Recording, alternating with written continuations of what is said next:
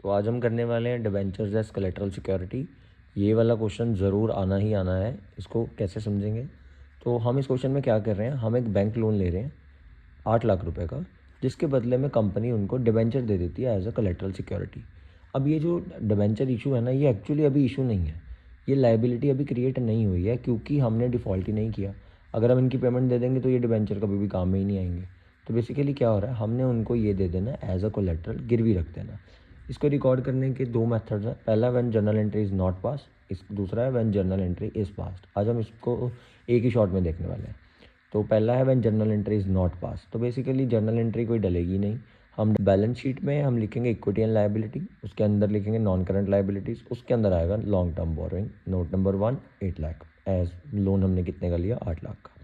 ठीक है, नीचे जाएंगे नोट्स टू अकाउंट्स में, लॉन्ग टर्म बोरोइंग का हेडलाइन बनाया, फिर लिखा bank loan of 8 lakh, done.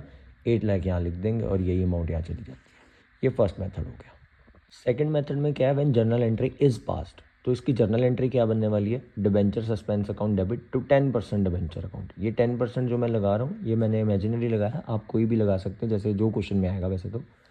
तो ये जाएगा आगे, कैसे हुआ यहाँ पे, हमने डिबेंचर इशू किए थे उस क्वेश्चन के अकॉर्डिंग 8 लाख के लोन के लिए 10 लाख के डिबेंचर।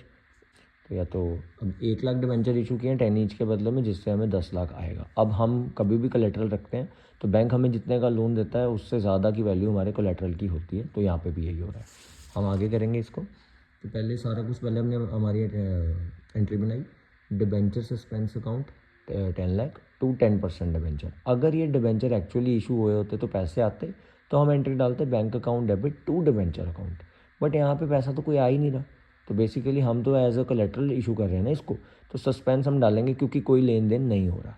ठीक है, अब सेम वैसे नीचे जाएंगे बैलेंस शीट में, पर्टिकुलर्स, इक्विटी एंड लायबिलिटी में सेम जैसा हमने पीछे किया था, ये सारा सेम जाएगा, बस चेंज कहाँ आएगा, यहाँ नीचे। अब देखो इसको कंपेयर करते हैं इससे, ये वाला बैलेंस शीट और ये वाला बैलेंस शीट सेम है, तो बस चेंज कहाँ आना, नीचे आना है। सेम लिखा long term borrowing, bank loan taken 8 lakh. ठीक है, अब लिखेंगे 10% debenture, 1 lakh of 10 each, 10 lakh आ गया।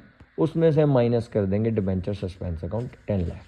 तो plus minus minus, zero answer, no effect. 8 lakh का 8 लाख वहीं ऊपर चला गया। तो बेसिकली हमने ये एक एंट्री पास करी है क्योंकि हमने अपनी बुक्स में रिकॉर्ड भी करना है कभी कभी कि हम क्या कर रहे हैं। तो बेसिकली उसके लिए हम नो अफेक्ट एक एंट्री बनाते हैं। यहाँ तक बैंक लोन टेकन तक पीछे वाले सिस्टम की तरह, पीछे वाले स्टेप की तरह सेम ही था। यहाँ पे एक तुमने नया एडिशन करना है, ये क्वेश्चन बोर्ड में पक्का आएगा ही आएगा डिबेंचर का, इसको अच्छे से देख जाना।